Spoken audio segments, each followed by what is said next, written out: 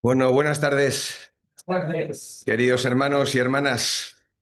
Se os ve bien desde aquí arriba, ¿eh? Después de 2 años que estuvimos aquí, pues el Señor ha sido fiel, nos ha guardado.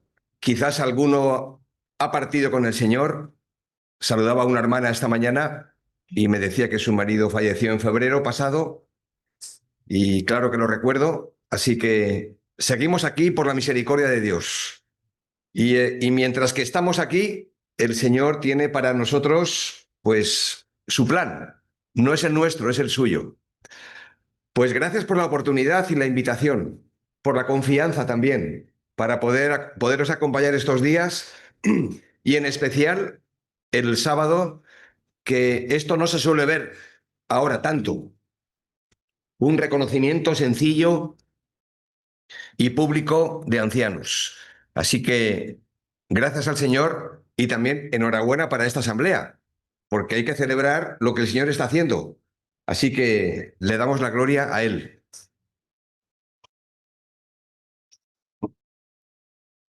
Lo primero que quisiera hacer era ponernos en contexto de lo que van a ser estas 5 sesiones. Porque aunque son 5 sesiones aparentemente independientes, están muy interrelacionadas entre sí. Y en mi corazón y en mi oración en estos meses, naturalmente estaba pensando en el acto de reconocimiento de ancianos, tanto de David como de Josué, y pensando en todas nuestras iglesias. Así que voy a tratar de que veamos aquí un cuadro. Si Lucía me ayudas, por favor, a pasar a la siguiente pantalla. Bueno, iglesias que crecen y se fortalecen. El texto lema de referencia, que entiendo que es importante, es para que lo sepa la siguiente generación. Y los hijos que nacerán y los que se levantarán lo cuenten a sus hijos. Nosotros solamente somos un eslabón de una enorme cadena que Dios, a través de los años y de los siglos, ha comenzado en este lugar también. Y aquí tenemos las 5 sesiones que vamos a ver. Porque una iglesia o iglesias, asambleas aquí representadas, congregaciones que crecen y se fortalecen, pues necesariamente tienen que estar centradas en muchas cosas. No pretendo agotarlo todo, pero principalmente iglesias centradas en la palabra. Es el tema de hoy. Iglesias que estén centradas en la preparación de otros, de siervos, para que la obra siga. En tercer lugar, iglesias centradas en la transmisión del Evangelio, que esta es tarea y responsabilidad de todos. Iglesias centradas, esto será el tema del domingo por la mañana, principalmente para esta congregación, centradas en el pastor de los pastores, ya que se van a reconocer a más pastores, ancianos, guías en la congregación, pues tenemos que estar centrados en el gran pastor de las ovejas. Y finalmente, pues como conclusión el domingo, con un mensaje también evangelístico, iglesias que estén centradas en la persona de Cristo.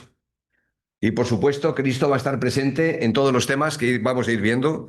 Así que vamos pues con el primero, el tema de hoy, iglesias centradas en la palabra de Dios. Como digo, todos estos temas están interrelacionados entre sí. No hace mucho que lo compartí con mis hermanos en mi propia iglesia o en las iglesias que formamos parte del grupo de asambleas del norte, las llamadas iglesias Aitá, que Aitá en euskera significa papá. Hace referencia a las 4 iglesias en las diferentes poblaciones donde estamos, en Amara, el barrio de San Sebastián, Irún, Tolosa y Azpeitia. Bueno, yo decía a los hermanos algo que ya saben y algo que ya sabéis vosotros, que no solamente vivimos tiempos difíciles y peligrosos, esto es algo sabido, vivimos tiempos que están en constante movimiento y en continuo cambio, todo pasa muy rápido. Pero estos cambios no solamente tienen que ver con los avances científicos o las nuevas tecnologías. El problema no es la inteligencia artificial. El problema es que estos cambios es en el campo de las ideas, los valores y las creencias. Hasta el punto de que hoy la gente ya no se pregunta si esto o aquello es verdad o no. Antes sí, ahora no. Antes la gran pregunta era, oye, ¿esto es cierto? ¿Esto es auténtico o es falso? Hoy la gente ya no se pregunta eso. Lo que la gente hoy se pregunta es si esto o aquello me gusta o me atrae. Aunque sea malo, si me atrae, lo doy por bueno. O sea, si me gusta o si me atrae, ese es el valor. Por lo tanto, se busca la gratificación inmediata de las necesidades personales. A vivir, que son 3 días, ¿no?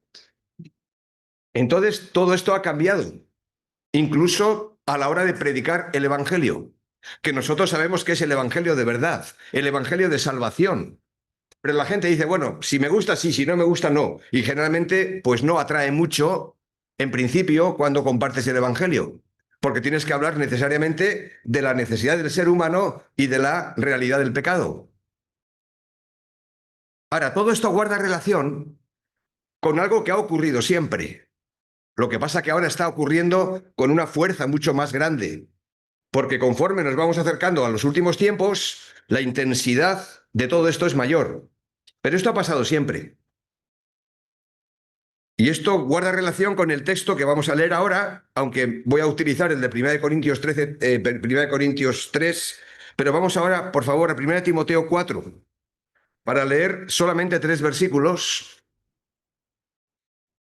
y entender un poquito mejor los tiempos que estamos viviendo.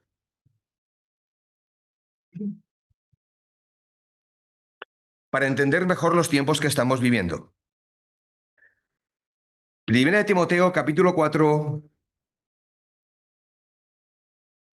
Y Pablo le dice esto al joven delegado pastoral Timoteo, su discípulo, nos lo dice a nosotros también hoy.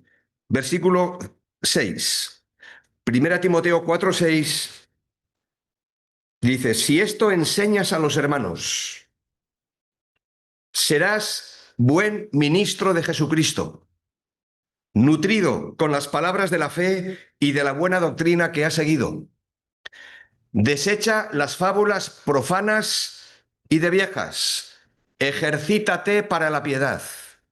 Porque el ejercicio corporal para poco es provechoso, pero la piedad para todo aprovecha, pues tiene promesa de esta vida presente y de la venidera. Amén. Sí. Pregunta, ¿qué fue lo que le llevó a Pablo a escribir esta carta? ¿Por qué este mensaje tan urgente para Timoteo, para aquel momento y para nosotros hoy? Pues el apóstol le recuerda a Timoteo, en el capítulo 1, versículos 3 y 4, el motivo por el cual lo dejó en Éfeso, para guiar la iglesia. Y el motivo por el cual ha dejado a cada anciano, a cada responsable, en el lugar donde estamos. Dice así, para que mandases a algunos que no enseñen diferente doctrina, ni presten atención a fábulas y genealogías interminables. En el capítulo 3, versículos 14 al 16, reafirma esto mismo que le ha dicho antes, cuando dice, esto te escribo, aunque tengo la esperanza de ir pronto a verte, para que si tardo, sepas cómo debes conducirte en la casa de Dios, que es la iglesia del Dios viviente, columna y baluarte de la verdad. Mismo mensaje. Y en la última exhortación que encontramos al final de la carta, vuelve a tratar el mismo tema. Capítulo 6 de 1 Timoteo, verso 20 y 21, dice Timoteo, cuida bien lo que se te ha confiado. Evita las discusiones profanas e inútiles y los argumentos de la falsa ciencia. Algunos, por abrazarla, se han desviado de la fe. Que la gracia sea contigo. Si miramos las otras cartas pastorales que no tenemos tiempo, por ejemplo, cuando Pablo le escribe a Tito, en el capítulo 1, versículo 5, le transmite la misma idea. Por esta causa te dejé en Creta, para que corrigieses lo deficiente y establecieses ancianos en cada ciudad, así como te mandé. En todos estos casos, la mayor preocupación del apóstol era, por un lado, la amenaza doctrinal, las ideas que siempre han llegado, han entrado, han surgido, contrarias al Evangelio, pero también la conducta inmoral, que muchas veces van asociadas las cosas. Si la doctrina no es sana, posiblemente la vida cristiana tampoco será muy sana. Por lo tanto, aquí el apóstol nos advierte del peligro donde algunas personas se habían caído y que estaban arrastrando a otras en la misma dirección. Así que tenemos un mensaje de mucha actualidad. Una iglesia centrada en la palabra de Dios. Y a la luz de los versículos 6 al 8, vamos a considerar brevemente, en el tiempo que se me ha dado, aunque tengo libertad, como me habéis dicho, para seguir, pero todo predicador tiene que saber cuándo tiene que terminar. Porque además hay culto mañana y quiero que no faltéis nadie. Así que si hoy me hago demasiado pesado, alguna ausencia va a haber mañana. Así que vamos a ver si el Señor nos deja con más miel en los labios. Pues algunos caminos de fidelidad en los que debemos andar como iglesias, como creyentes. Y aquí tenemos algunos. En primer lugar, fidelidad al mensaje que predicamos, que proclamamos, que enseñamos. Mirad el versículo 6. Si esto enseñas a los hermanos, Timoteo, serás un buen ministro de Jesucristo. Si esto enseñas, ¿qué es lo que tiene que enseñar Timoteo? Pues lo que ha aprendido, lo que ha recibido del propio apóstol y de otros maestros fieles a la palabra. Y Pablo exhorta a Timoteo a enseñar las grandes verdades de la fe cristiana, porque son de tal naturaleza que conviene repetir con frecuencia e insistir sobre ellas. Aunque a veces parezca repetitivo, no tenemos que cansar, es verdad, pero tenemos que repetir las mismas grandes verdades de la fe cristiana para que el pueblo, las personas, puedan entender y echar raíces en su vida personal. Porque al hacerlo, porque si esto enseñas a los hermanos, y no otra cosa, esto, la verdad del Evangelio, va a quedar en evidencia la falsedad del Evangelio. Pero también va a quedar en evidencia las cuestiones triviales, conversaciones frívolas, nocivas, mitos, que nada tienen que ver con el Evangelio. Por lo tanto, es muy importante para nosotros conocer bien la verdad. El mundo podrá decir que estamos en la era de la posverdad, que no hay verdad absoluta. Y nosotros sabemos que la verdad es Jesucristo y la palabra escrita, revelada. Por lo tanto, un ejemplo de la vida real, cuando los expertos en identificar monedas y billetes falsos saben cuando una moneda o un billete cae en sus manos, automáticamente o no tan automáticamente detectan que ese billete o esa moneda es falsa. ¿Por qué? ¿Cómo tienen esa seguridad y esa sensibilidad para detectar el billete falso? Con tantos que hay en circulación, que uno se volvería loco. Pues por haber estudiado a fondo el billete verdadero. En nuestro caso, no digo que esté mal conocer, hay que conocer, estudiar, profundizar, indagar, sí, pero cuidado con las múltiples religiones, doctrinas, y no entretenernos tanto en ellas para luego ver cómo responder con el Evangelio. Lo mejor que podemos hacer es estudiar la palabra de Dios, conocer bien el Evangelio de nuestro Señor Jesucristo, para que luego esos cantos de sirena que puedan llegar a nuestros oídos de que aquel predicador, aquel maestro, aquel libro parece que dice que... y nos quieren hacer creer muchas veces que han encontrado la perla del Evangelio cuando a lo mejor no es así. La mejor forma de identificarlo será conocer la Escritura a fondo, lo más a fondo posible. Ahora, El apóstol, escribiendo a los Corintios, vamos a ir en paralelo en estos dos textos que hemos leído, emplea una metáfora tomada de la construcción para hablar de la importancia que tiene la fidelidad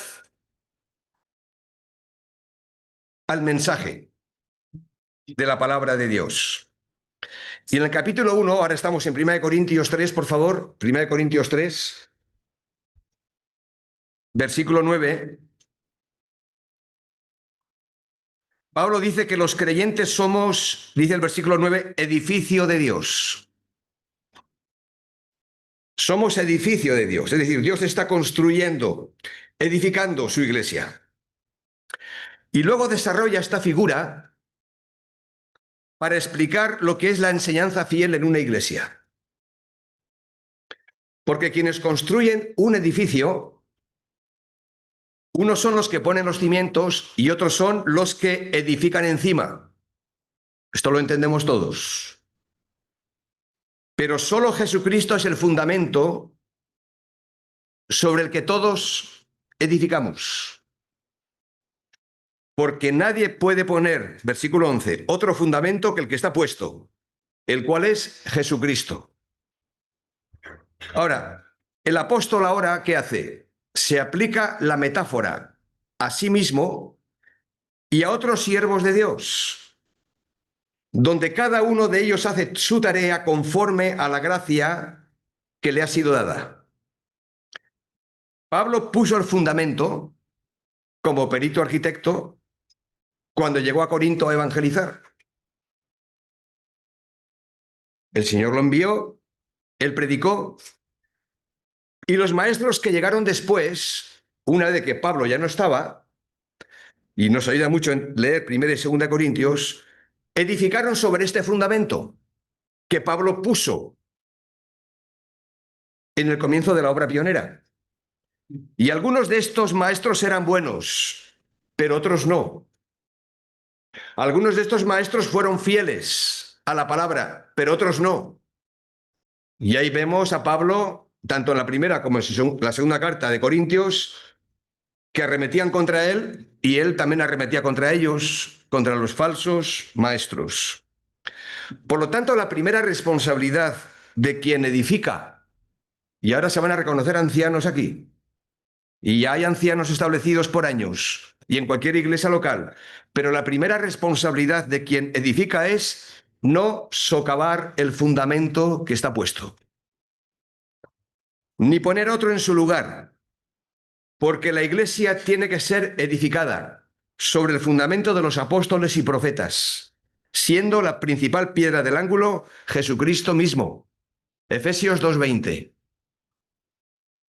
Ahora, los que ahora edificamos, los que hemos venido después de lo que otros han hecho, que han puesto el fundamento, a lo largo de los años, hermanos y hermanas, en este lugar y en otros lugares que lo han hecho, los que ahora edificamos, los que enseñamos la palabra, no solamente desde el púlpito, desde las escuelas dominicales, desde nuestras casas, desde los ministerios de enseñanza de la iglesia, los discipulados, etc., debemos elegir con cuidado los materiales que empleamos. Hay dos clases de materiales según el texto. Uno es resistente y duradero, y el otro es frágil y perecedero. Estamos en 1 Corintios, donde habla de que el oro, la plata y el mármol representan en esta metáfora los materiales firmes, símbolos de la enseñanza verdadera y que pasa con éxito la prueba del tiempo y el examen del juicio final. Pero se nos habla también de la madera, de la hojarasca, que son materiales precarios, que representan las falsas doctrinas y la sabiduría de este mundo. Escucha, y lo habrás hecho, algunos de los mensajes, hasta lo puedes buscar al azar en internet. Y comprueba si el material de la palabra de Dios que está empleando el pastor o el predicador es duradero, tiene base firme en la escritura, lo que dice es lo que dice el texto, deja hablar a la palabra de Dios, o por el contrario, da su particular opinión, su interpretación.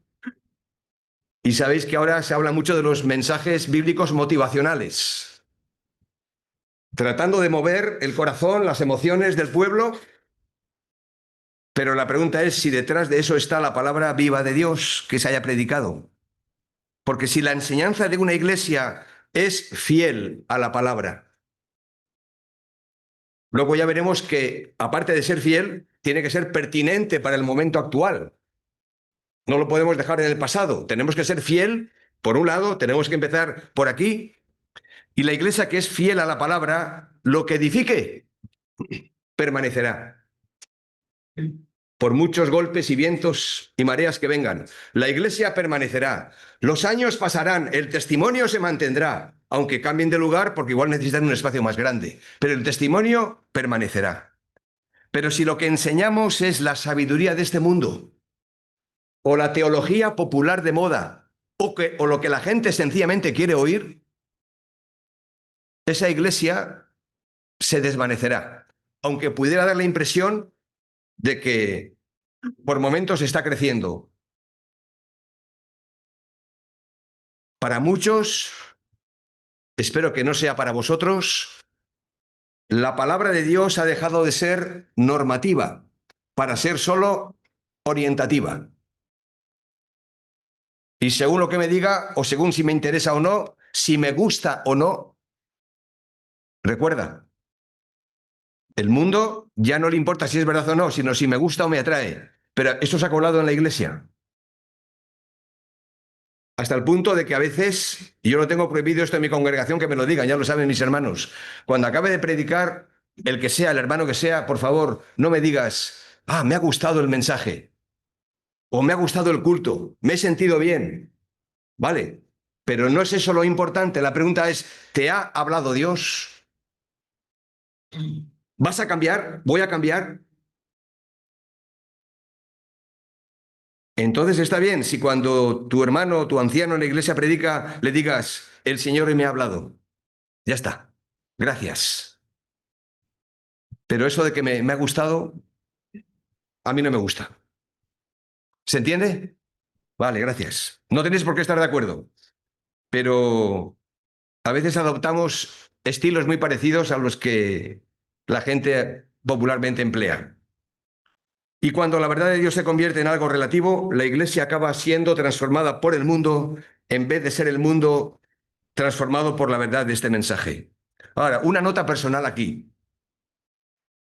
Ya que se van a reconocer nuevos ancianos, para ellos dos, David y Josué, que los conozco, pero para todos los ancianos aquí, los de antes, los de ahora, los que vendrán, los de las iglesias representadas, los que tenemos responsabilidad de enseñanza, aunque no seas anciano, estoy cada vez más convencido de que la enseñanza y la predicación expositiva de la palabra de Dios, es decir, exponer el texto y no imponer, exponer, debe ser la dieta regular de la iglesia. Claro que hay temas que hay que tratar y hay mensajes temáticos, está bien. Pero aún si es un mensaje temático debería ser expositivo, para no tomar cosas de aquí y de allá y hacer, a veces como se hace, un sermón a nuestra propia imagen y semejanza. No, la enseñanza y la predicación debe ser la dieta regular de una iglesia local con el fin de alcanzar a las personas de todas las edades, los jóvenes y los mayores, para ayudarles a entender el mensaje de la palabra de Dios, para que cada cual sepa construir puentes entre el mundo de la Biblia y el mundo de hoy, para poder explicar la fe. Que no sea la fe del carbonero, que algunos habéis oído hablar, que le preguntan en aquellos siglos al carbonero, bueno, ¿y tú en qué crees? No, yo creo en lo que cree mi iglesia. Bueno, ¿y en qué cree tu iglesia? Pues en lo que cree mi pastor. Pues no, eso no vale. Tenemos que tener nuestras propias convicciones y nuestras propias creencias y poder explicar la fe en un mundo de hoy que no sabe nada de la Biblia, que cada vez saben menos de Jesucristo y que podamos nosotros presentar el Evangelio de forma clara. La enseñanza bíblica mantiene en equilibrio la fidelidad al texto y la relevancia para el mundo de hoy. Cuando alguien me dice en mi propia iglesia, a veces los jóvenes, es que me aburro. Bueno, pues igual te viene bien aburrirte. También te aburres en clase, ¿no? O en casa. Bueno, no pasa nada si te aburres. Pero cuidado porque eso también para el predicador o para cualquiera es una nota de advertencia, porque no queremos que nadie se aburra en el sentido de que no entienda lo que estamos diciendo. Y que los jóvenes y los mayores y todos de alguna forma podamos salir de aquí en cada culto que tengamos diciendo: el Señor me ha hablado y me ha dicho esto, aunque sea una cosa. Esto es lo que me llevo a casa. Esto es lo que tengo que trabajar. Y la enseñanza bíblica, como digo, mantiene en equilibrio la fidelidad al texto y la relevancia para el día de hoy. Debemos ser bíblicos y pertinentes al mismo tiempo. No está en contradicción eso. Tenemos que estudiar tanto el texto bíblico como el escenario moderno. Y hablar a la gente de hoy con el mensaje de siempre, pero con el lenguaje de ahora.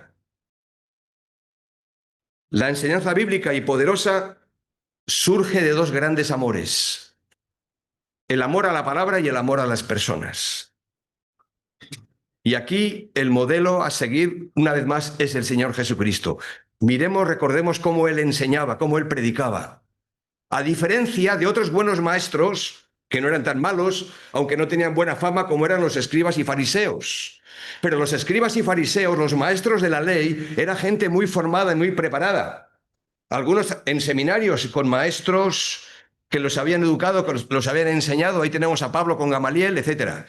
Pero hay una serie de contrastes tan fuertes que nosotros tenemos que aprender del Maestro, del Señor Jesús, a la hora de hablar, a la hora de predicar, a la hora de compartir. Veamos algunos ejemplos claros. Los escribas y fariseos, cuando hablaban, llegaban a la cabeza de la gente. ¿Está mal llegar a la cabeza? No, hay que llegar a la cabeza. La gente tiene que entender, tiene que oír. Pero es que el Señor Jesús, además de llegar a la cabeza, llegaba al corazón de las personas. Cosa que los fariseos y levitas no daban lo que tenían que dar. Podían ser buenos maestros, pero no llegaban al corazón. Por eso es que el Señor hablaba con la autoridad con la que tenía, porque llegaba al ser de la persona. Los escribas y fariseos, ¿qué transmitían cuando hablaban, cuando enseñaban? Información. ¿Es malo eso? No, hay que dar información. Pero no es suficiente. El Señor Jesús, además de dar información, buena teología, buena enseñanza, daba formación, imprimía carácter, estilo de vida, ejemplo. Eso es lo que cautivaba. Los escribas y fariseos, ¿qué tenían en sus escuelas? Pues tenían alumnos, como todos los maestros, en todas las escuelas a la que tú vas, algunos vais. Pero el Señor Jesús, ¿qué tiene? No tiene alumnos. ¿Qué tiene aquí? Discípulos. Y un discípulo es alguien que sigue a su maestro, que aprende de él, que escucha, que toma nota, que se fija, que observa. Y a veces nuestro cristianismo moderno ha hecho que muchas veces nuestros lugares de culto sean aulas de clase. Una vez me dijo un hermano en la iglesia: mira, Jaime, yo no quiero escuchar una conferencia cuando vengo a escuchar la palabra de Dios. Para eso ya tengo lugares donde ir a escuchar conferencias buenas. Quiero escuchar un mensaje que hable a mi vida, a mi corazón, a mis circunstancias, a mi realidad. Y tiene razón. Yo no quiero datos estadísticos o que me hables lo que dice el original griego. Eso puede estar muy bien para un aula de clase, de sesión de estudio bíblico. Pero cuando quiero escuchar un domingo por la mañana el mensaje de la palabra, quiero que el Espíritu Santo, por su palabra, me confronte y me hable. Es un reto. Pero el Señor Jesús nos da este modelo Si quitamos el ancla de la enseñanza y de la predicación expositiva, y si quitamos el ancla del modelo del Señor Jesús en nuestras iglesias, puede que permanezcamos en el mismo lugar por algún tiempo. Pero si dejamos de predicar la palabra, el viento y las olas y las modas nos llevarán, como llevan a muchos, fuera de las iglesias. Las iglesias, pues, crecen y se fortalecen cuando organizan su vida en torno a la palabra de Dios. Por lo tanto, querido anciano, pastor, hermano, diácono, si quieres una iglesia sana y sólida, no te enfoques en lo que asombra, sino en lo que transforma. Predica la palabra. Amén. Y para esto necesitamos herramientas. Una que nosotros estamos usando, y por cierto, nos está bendiciendo esta herramienta, porque favorece a la iglesia local. Yo cada vez soy más reticente. No tengo nada en contra de los movimientos paraeclesiales, que tienen su lugar, tienen su función, pero movimiento paraeclesial que no participe para el desarrollo de la obra local, me retiro. Quiero ver cómo la iglesia local está ahí metida de lleno. Y en nuestro caso, un ministerio, un servicio, que es una herramienta que habéis oído hablar, seguro que sí, es el taller de predicación del movimiento de John Stott, que ha llegado a Europa, que ha llegado a España, y nosotros como iglesias allí y en muchas partes del país se están haciendo estos talleres de formación, de preparación para hermanos que tengan el don, que ya lo estén haciendo en su iglesia, no solamente ancianos, sino también predicadores. Y en nuestro caso nos ha venido como una herramienta, vamos, al dedo, como un anillo, en las 4 iglesias. Todos los hermanos que predican en las iglesias estamos formándonos en ese taller de predicación donde hay herramientas muy buenas. Primero, para no decir lo que no es correcto a la luz de la palabra. Y segundo, para ayudarnos a entresacar del texto bíblico, pues lo que el texto bíblico enseña. Muy bien. Vamos con el segundo aspecto, porque la fidelidad al mensaje es importante, pero una iglesia no se puede alimentar solo, y digo solo, del buen mensaje el domingo por la mañana. Tenemos que tener fidelidad en el servicio. Porque sigue diciendo el texto que si esto enseñas a los hermanos, ¿qué? Pablo a Timoteo, si esto enseñas a los hermanos, serás ¿qué? Un buen ministro de Jesucristo. Ahora, la palabra ministro en la Reina Valera, como aparece, muchos la entienden como un clérigo ordenado o un pastor titulado. Ah, tú eres ministro. Pero es que la palabra ministro aquí significa literalmente siervo, servidor. Por lo tanto, si esto enseñas a los hermanos, serás un buen siervo de Jesucristo. Este es el sentido original. Porque de ministros ya estamos un poquito cansados todos. Y la palabra ministro a veces confunde. Siervo. Y nosotros debemos considerar esto como un título mucho más honorable que el ser llamado 1000 veces pastor, ministro, maestro. Aún recuerdo a un hermano visitándonos, visitando una iglesia. Yo estaba de visita en esa iglesia también. Y era un hermano conocedor en el contexto nuestro de las asambleas. Y además aquí lo conocéis muy bien, don David Morse. Pues a don David Morse en una ocasión lo presentaron de la siguiente manera. Lo que yo aprendí ese día, solamente con ese ejemplo. Lo presentaron como un gran siervo de Dios que hoy viene a visitarnos y a compartir la palabra. No encuentras nada malo en esta presentación, ¿no? Tenemos con nosotros a un gran siervo de Dios que ha venido para compartir la palabra con nosotros. Qué bien que Natanael no me ha presentado así, porque si no lo hubiera corregido yo también a él. Porque don David Morse le corrigió al hermano de una forma muy amable y muy cariñosa. Le dijo, gracias por la presentación, hermano, pero no soy un gran siervo de Dios. ¿O un silencio? No soy un gran siervo de Dios. Soy siervo de un gran Dios. ¡Wow! Hay diferencia. Las palabras son importantes. Y yo creo que nos dio una lección a todos aquel día nuestro hermano. Soy No un gran siervo de Dios, sino siervo de un gran Dios. Y aquí tenemos que tener fidelidad en el servicio. Si la metáfora de antes de Pablo en 1 Corintios 3 estaba tomada de la construcción, ahora vamos a ver una metáfora tomada de la agricultura. 1 Corintios 3:9, en la segunda parte, dice que somos edificio de Dios y sois labranza de Dios. Aquí tenemos la segunda metáfora, la segunda imagen. Porque Pablo describe a la iglesia como un campo de cultivo, un jardín, un huerto, labranza de Dios. Hay muchas figuras para representar a la iglesia y esta es una. La iglesia como un campo de cultivo, labranza de Dios. Y a la pregunta del versículo 5, ¿qué es Pablo o qué es Apolos? La respuesta no se hace esperar. Verso 5. Servidores por medio de los cuales habéis creído. No ministros, que sí, ministros, pero servidores. Y esta declaración es muy contundente, porque la iglesia del Señor no tiene dueños y no tiene señores. Tiene servidores. Y los ancianos también lo son. No hay jerarquía.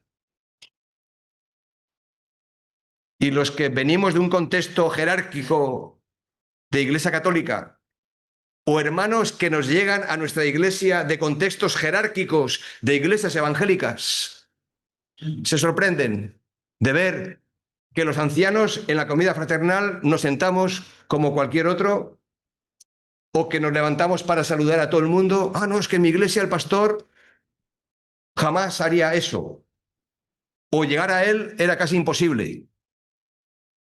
Pues tenemos que entender que somos servidores todos. La iglesia no tiene dueños, no tiene señores. Tenemos un solo Señor, el Señor de la iglesia, el Señor Jesucristo. Por lo tanto, si un huerto o un campo ha de producir una buena cosecha, hay dos cosas básicas que debemos hacer todos: plantar y regar la semilla. Y finalmente, por la gracia de Dios, viene el crecimiento y el fruto. En los versículos 6 al 8, que tenéis ahí en 1 Corintios 3, en 1 Corintios 3, el apóstol aplica la comparación a sí mismo, como lo hizo antes. Y también lo aplica a su compañero de ministerio Apolos, describiendo las tareas que ambos llevaron a cabo en Corinto. Primero Pablo llega, ya hemos dicho, pone el fundamento durante su segundo viaje misionero. Él tuvo el privilegio de sembrar la palabra, de predicar el evangelio, al llegar a la ciudad de Corinto. Pero Lucas lo narra así en la primera parte de Hechos, capítulo 18, versículo 1, que dice que después de estas cosas Pablo salió de Atenas y fue a Corinto. Ahora, si Pablo plantó la semilla, más tarde Apolos vino para regarla por medio de la poderosa predicación del evangelio, que era un hombre poderoso en palabras.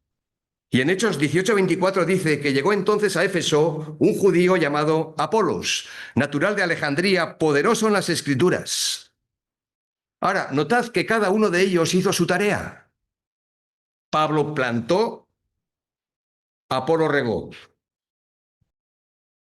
Pablo, el pionero, el misionero, el evangelista, comienza, abre brecha, como nos ha pasado en San Sebastián, con los misioneros que llegaron, que ya no están, y nos hemos quedado otros. El fundamento estaba puesto, sigue estando puesto. Queremos ver cómo manejamos bien los materiales. Nosotros estamos regando, estamos siguiendo plantando en otros pueblos. Ahora, plantar y regar son tareas que requieren esfuerzo, claro. Algunos de vosotros creo que tomáis el tiempo de forma sistemática de compartir el Evangelio, o bien por el testimonio verbal, por la entrega de tratados, de folletos. Fantástico. Plantar y regar requiere esfuerzo, pero hacer que la semilla crezca es un milagro. Por eso solamente Dios da el crecimiento. Nosotros tenemos una parte, la parte más sencilla, a la que tenemos que ser obedientes, plantar y regar, pero el crecimiento solamente lo da Dios. Por lo tanto, no hay ninguna razón para que los que plantan o los que riegan se sientan superiores a los demás. No importa la tarea que tú tengas en la iglesia local, porque la tarea de todos es importante. Y no hay motivo, pues, para gloriarse. La iglesia saludable, una iglesia saludable es aquella que entiende que todos los miembros son siervos de Dios y que la labor de todos es importante.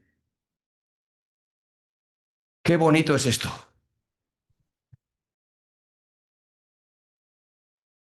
Cuando una iglesia vive en servicio mutuo, en armonía y en unidad, tiene una buena parte del testimonio ganado delante de la sociedad. ¿Qué pensáis? Sí. Cuando una iglesia vive, tanto de puertas adentro como de puertas afuera, en armonía y en unidad, en servicio humilde los unos a los otros, tenemos una buena parte del testimonio ganado delante de la sociedad. ¿Sabéis por qué? Porque el mundo compite constantemente y continuamente a ver quién es el mejor. Los jefes, los líderes políticos y no políticos, a ver quién asciende a lo más alto, a ver quién gana más, quién llega primero. Pero en la iglesia no es así, sino todo lo contrario. Y cuando alguien viene de fuera, no entenderá quizás muchas cosas, pero va a respirar el ambiente de armonía y unidad que hay dentro de la asamblea. Lo va a respirar. Y algo le hará entender que ahí pasa algo, que no sabe muy bien lo que es, pero si se queda, la palabra de Dios le persuadirá. Por lo tanto, la descripción concluye con el versículo 9, donde el apóstol dice que somos colaboradores de Dios. Esto lo tienes que subrayar en tu Biblia, por favor. Somos colaboradores de Dios. Ya hemos dicho que somos siervos, somos colaboradores, porque es Dios quien llama, quien asigna las tareas, quien da el crecimiento a la iglesia. Y no debemos darnos gloria, como he dicho. No a nosotros, Señor, no a nosotros, sino a tu nombre da gloria. Salmo 115, verso 1. Tenemos pues una iglesia centrada en la palabra de Dios, en el mensaje que proclamamos, que sea fiel, que sea pertinente, que la gente lo entienda, que el Espíritu Santo hará su obra.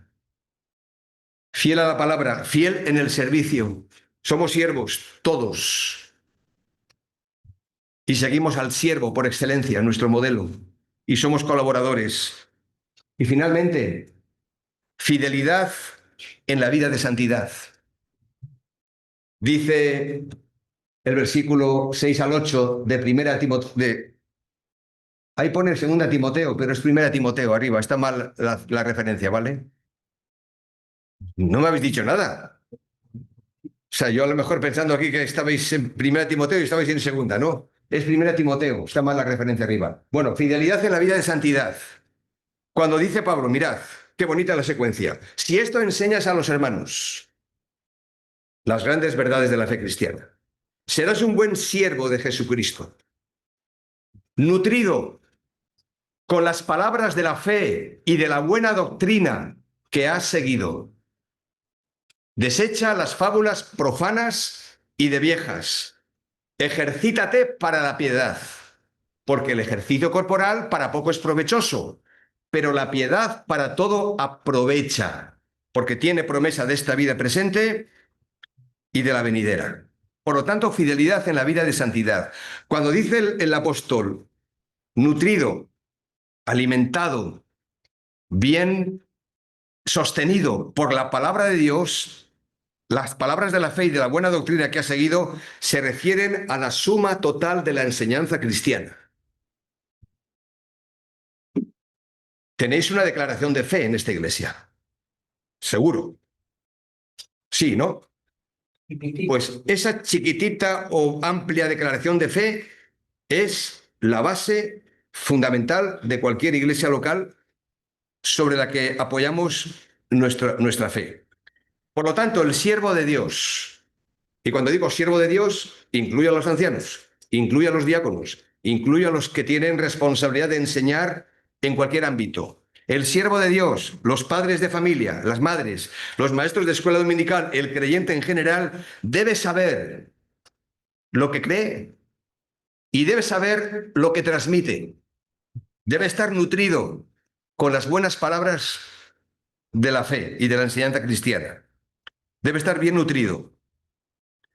No prestando atención, y esto es a veces difícil, no prestando atención a las leyendas profanas, dice en otra versión, y otros mitos semejantes, versículo 7. Es decir, conversaciones frívolas, nocivas, vacías de contenido, fruto de la imaginación de los hombres y de los razonamientos humanos.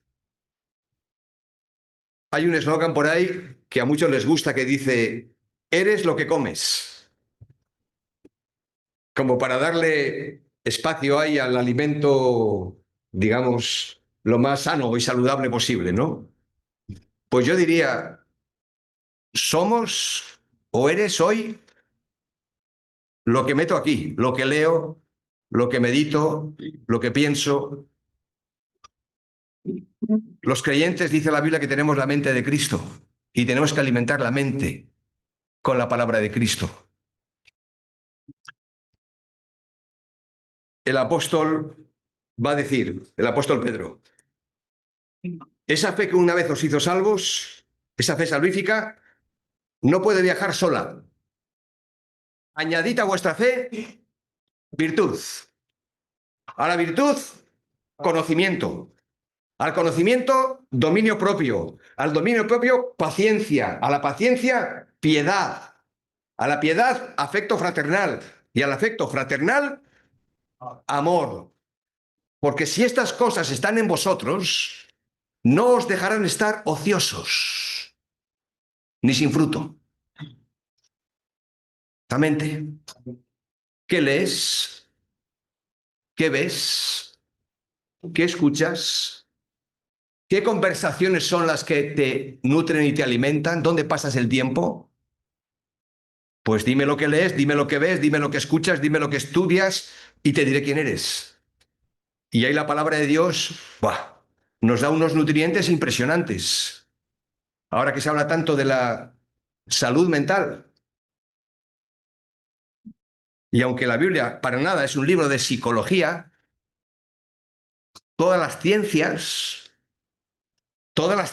están contenidas aquí, en la revelación de Dios. Y mirar qué texto para la salud mental, si lo puedo decir así, del creyente, en Filipenses, por favor. Filipenses, capítulo 4.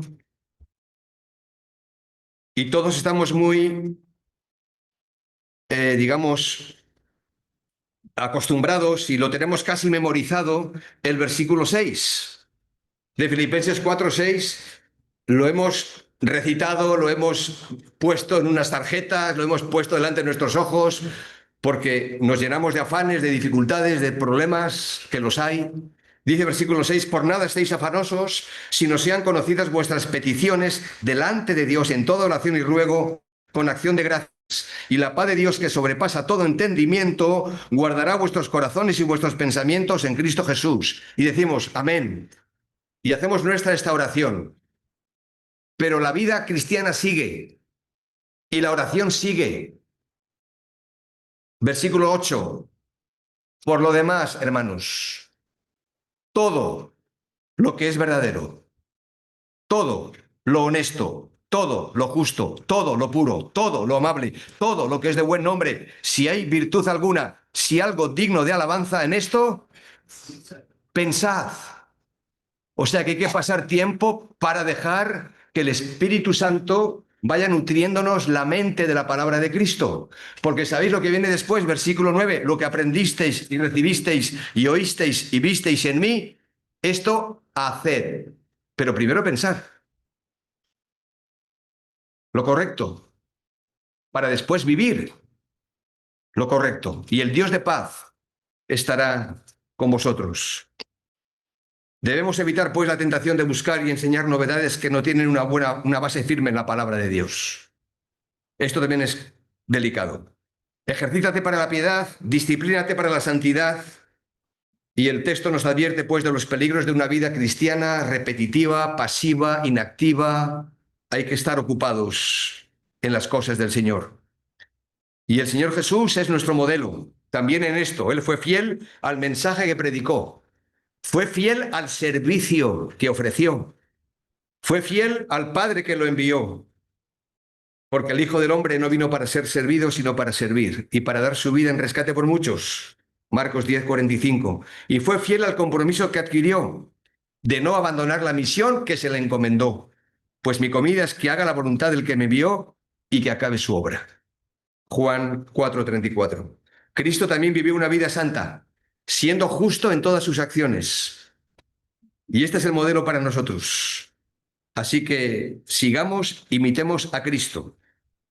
No solamente como maestro, que lo fue, como siervo, que lo fue y lo es, sino en todos los aspectos de la vida y también en la vida de santidad.